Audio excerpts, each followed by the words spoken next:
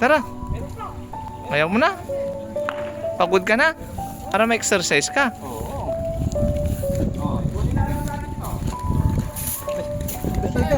Marinda tayo. Gutom ka na, Bandam? Ito, marinda. Kakakain mo lang ah. Alagatin yun. Yan. O, hindi yung ipon. Yan. O, di ba?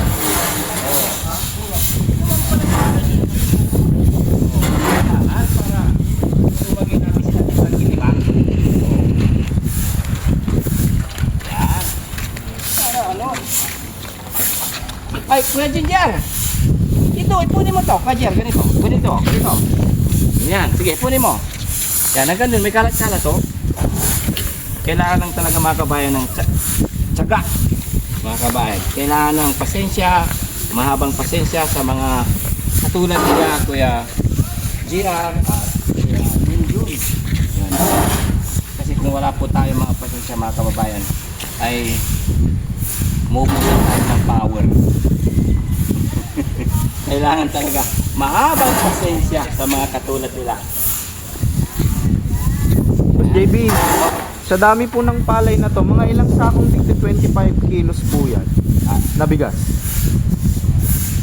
Wala pa kasi sa 1/4 yung na-harvest eh. Ah, wala pa. Umpisa pa lang ito ng harvest. Kaya inuunti-unting harvest ng palay ni Daddy Frankie.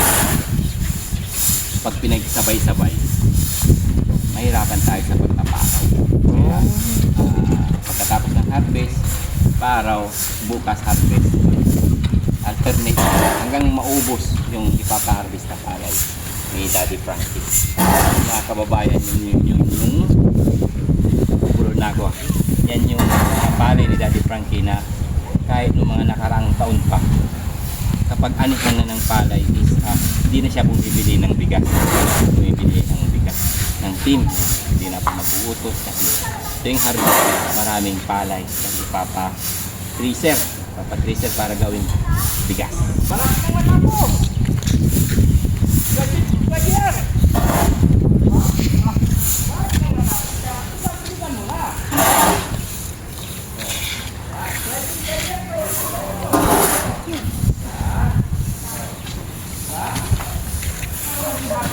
Tapos ka na, Kuya JR?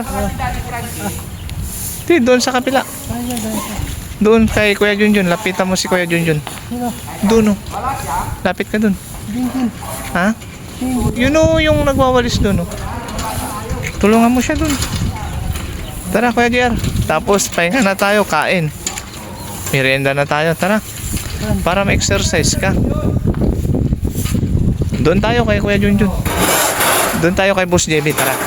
Tapos kakain na tayo. Tara Kuya JR. Dito tayo, tara.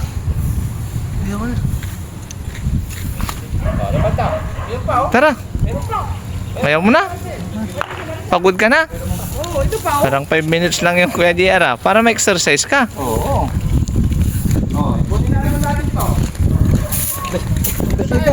Marinda tayo. Pagkatapos natin yung basket. Gutom ka na, Bandam? Ito, marinda. Kakakain mo lang ah. Sa gitna. Ganito, Kunin sa gitna. Pagkatapos, siyempre, pagkatapos magtrabaho, tas merienda. Marinda. Oo, siyempre. Ito, pista, sisik. Yan, galing-galing ni Kuya Junjun ah. Mas maganda yan Kuya Junjun, kumakanta ka. Kuya Junjun. Saan na lang bandang kasi marami. Para ano, hindi ka mapagod. Huwag mo lang ikatagal. Ganyan. Diba? Ito, gamitin mo. Malakas ito. Kunin mo sa sila. Diba?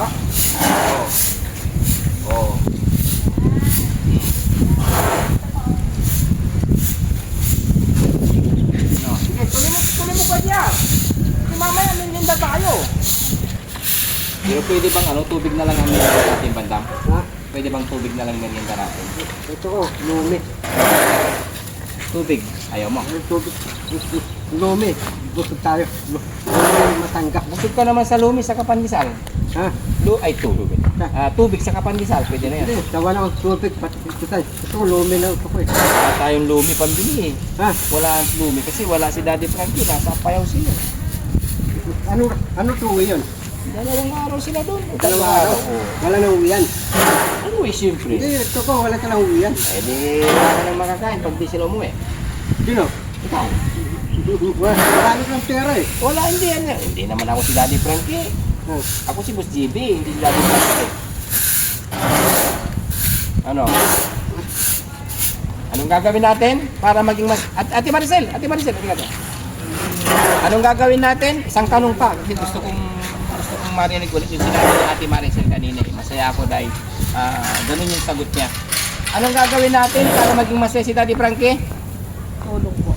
Oh, tutulong. Galing. Tutulong sa mga gawain. Ang bait talaga ni Ate Maricel. Ulitin mo pa nga Ate Maricel, gusto kong marinig talaga. Masaya ako sa mga sinasagot, masaya ako sa mga sagot mo sa mga Tulong ano. sa mga gawain. Tutulong daw si Ate Maricel sa mga gawain. Ako.